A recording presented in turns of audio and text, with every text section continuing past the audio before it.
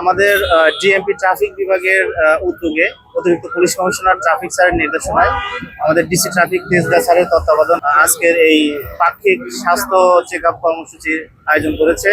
এখানে ডক্টর উপস্থিত আছেন।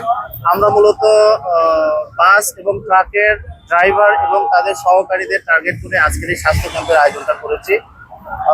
আমরা ভালো সাড়া পাচ্ছি। আমরা তাদের পাশাপাশি রিক্সা পোলার এবং পথচারীরাও যদি আসছে প্রাথমিকভাবে তাদের স্বাস্থ্য চেক আপের জন্য, আমরা সেটাও করছি।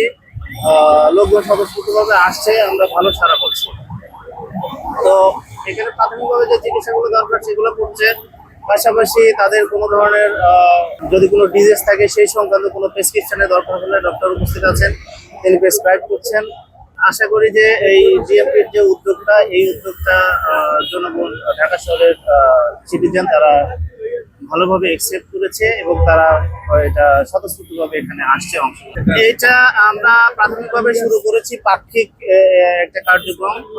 এখন সিনিয়র স্যাররা যদি চায়, যদি এটার জনগণের আগ্রহ থাকে, আশা করি এটা ভবিষ্যতে কার্যক্রমটা চলমান থাকে।